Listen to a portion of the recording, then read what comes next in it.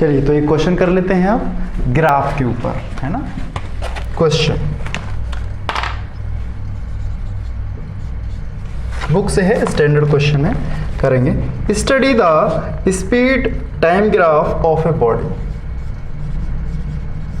Study the speed time graph of a body.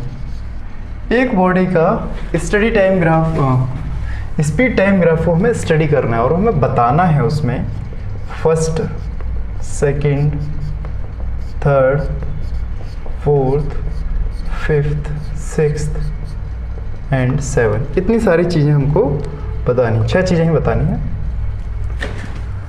पहली चीज़ बतानी है, अच्छा पहले ग्राफ बना लेते हैं। ये कुछ हमारे पास ऐसी लाइन्स है और ये ग्राफ कुछ ऐसे चल के, ऐसे रुक के और वापस से कहीं ऐसे लौटता है।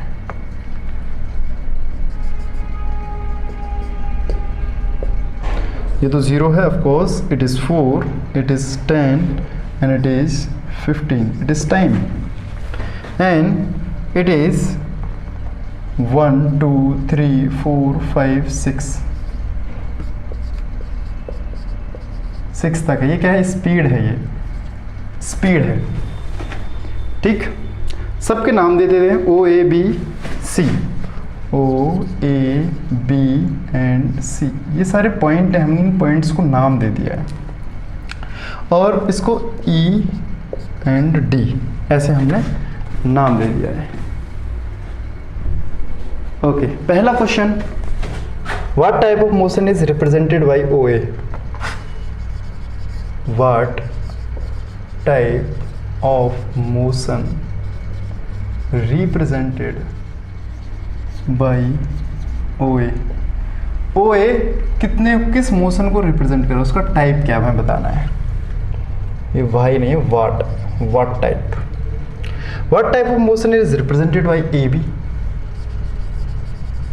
What type of motion represented by AB? AB कौन सा मोशन रिप्रेजेंट कर रहा है? वैसे ही what type of motion represented by BC? Okay, fourth one is find out the acceleration of the body. Find out the acceleration of body. Body का acceleration हमको find करना है। और फिर 5वां क्वेश्चन इसमें पूछा है retardation of the body. Calculate the retardation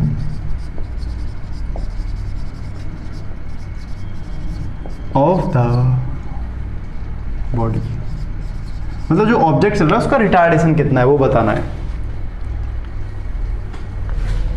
अब हमें डिस्टेंस भी पूछ सकता है। फाइंड आउट द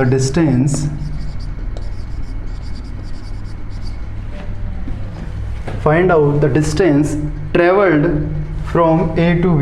डिस्टेंस का वर्ड लिख लो, from A to B। Question को समझो, क्वेश्चन क्या क्या पूछ रहा है वो देखो क्वेश्चन में, और एक बार समझ में नहीं आता फिर से पढ़ो उसको। देखिए क्वेश्चन क्या है, एक ग्राफ दे रखा है, this is your graph. What type of motion represented by OA? O point ये है, this is our O point and this is A point. तो O से A तक कौन सा मोशन रिप्रेजेंट करता है? What type of motion represented by AB? A से B तक कौन सा मोशन और B से C तक। 3 क्वेश्चन तो यही हो गए। Find out the acceleration of the body. Body का एक्सीलरेशन पता करना है। एक्सीलरेशन कब आता है? जब वेलोसिटी बढ़ती है कंटिन्यूसली, जब वेलोसिटी बढ़ती है।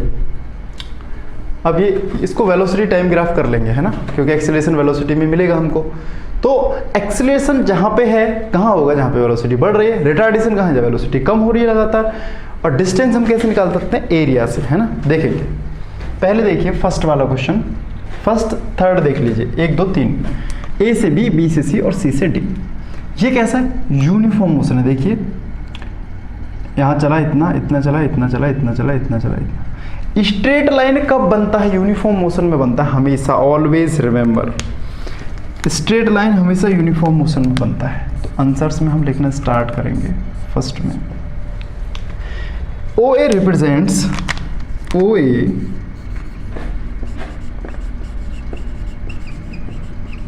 represents uniform motion, uniform motion. Second A B represent, सोचो हमने देखो कांस्टेंट स्पीड वाला पार्ट किया था ना, ऑब्जेक्ट एक ही जगह पे और चले जा रहा है, मींस एक ही सेम ही स्पीड है, उसकी कांस्टेंट स्पीड है, उसी से भाग रहा है। Okay, A B represents constant motion या फिर constant velocity.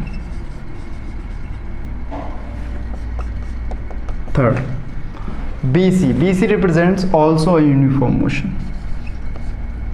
B C represents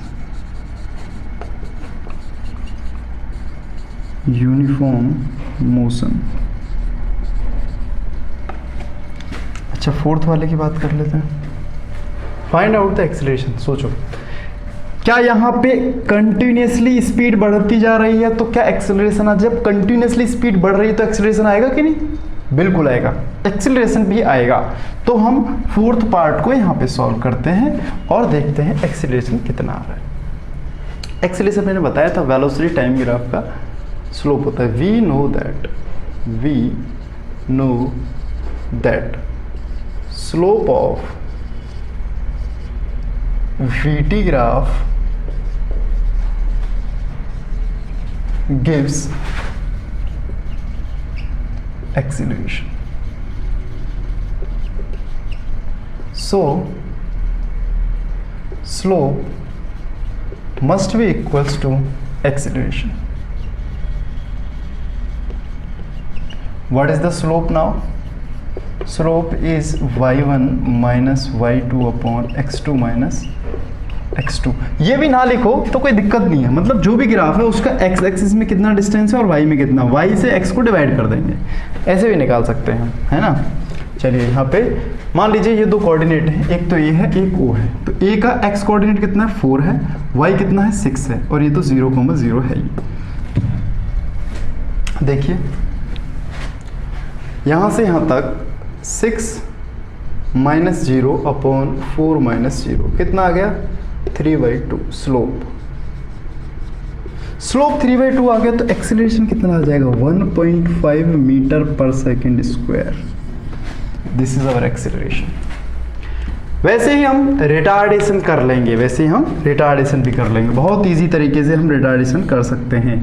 पांचवा पार्ट रिटार्डेशन। देखो कहाँ स्पीड डिक्रीज हो रही है भाई, यहाँ तो इंक्रीज हो रही है, यहाँ कांस्टेंट, इधर ही डिक्रीज हो रही है इस वाले पार्ट में।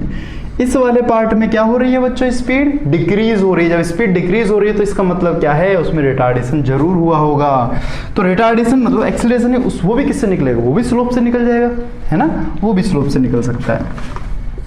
रिटार्डेशन, रिटार्डेशन देखो कहाँ पे दिख रहा है, सिर्फ बी से सी के बीच में ही स्पीड डिक्रीज कर रही है। तो स्पीड डिक्रीज करेगी तो इसके भी हम स्लोप निकाल देते हैं भाई, स्लोप तो अपने हिसाब से आ ही जाएगी। इसके पॉइंट्स देख लेते हैं, कोऑर्डिनेट्स। एक्स कितना है 10 है, वाई कितना है वाई 6 भाई, देखेंगे यहाँ पे तो 6 है और इधर 10 है। इसके भाई एक्स कितना, एक्स तो 15 है, वाई कितना है, वाई तो 0 है, ऐसे लिख देंगे। तो रिटार्डेशन के लिए इसकी स्लोप निकालेंगे फिर से। स्लोप कितनी आएगी y1 minus y2 upon x1 minus x2, ऐसे लिख देंगे। सारे कोऑर्डिनेट्स वैल्यू रख देंगे, 6 माइनस 0 अपॉन 10 माइनस 15। बहुत ध्यान से देखेंगे तो हमें दिखेगा कि ये आ गया 6 अपॉन माइनस 5। कितना आ गया ये 6 upon minus 5। So acceleration is minus 6 upon 5। इसको हम क्या लिख सकते हैं, इसको हम लिख सकते हैं -1.2। -1.2, it is a retardation. Negative acceleration मतलब क्या है? रिटार्डेशन है।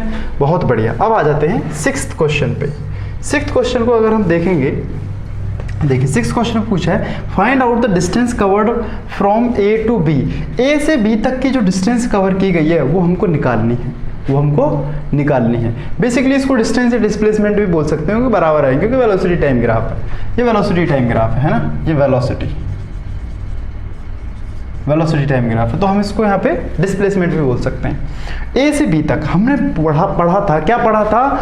हमने ये पढ़ा था कि अगर एरिया हमको पता चल जाए वीटी ग्राफ के अंडर, वेलोसिटी टाइम ग्राफ के अंडर, तो वही उसकी क्या हो जाएगी? डिस्प्लेसमेंट। अच्छा, इसका एरिया नहीं निकाल सकते क्या हम? बिल्कुल निकाल सकते हैं। ए से बी तक के बीच का एरिया हम निकाल सकते हैं। देखो एक रेक्टेंगल बन रहा है, इस रेक्टेंगल की अगर हम बात करें तो ये 4 से 10 मतलब 6 है ये, और यहाँ से यहाँ तक की बात करें तो ये क्या है? 0 से 6 है ना, ये भी 6 और ये भी 6, तो कितना हो जाएगा? Area under VT gives displacement. So क्या हो जाएगा? एरिया हो जाएगा A B into D A, तो 6 into 6 that will be 36। So displacement must be equals to 36 metre, है ना। तो यहाँ पे फाइंड आउट द डिस्प्लेसमेंट है ना, डिस्प्लेसमेंट हमारे पास कितनी आ गई? 36 मीटर। ओके, तो ऐसे ही बहुत सारे क्वेश्चन ग्राफ पे आते हैं, आपको एक्सरसाइज में करने के लिए मिलेंगे। ग्राफ पे बहुत सारे क्वेश्चन और हम इजीली कर भी सकते हैं। ओके।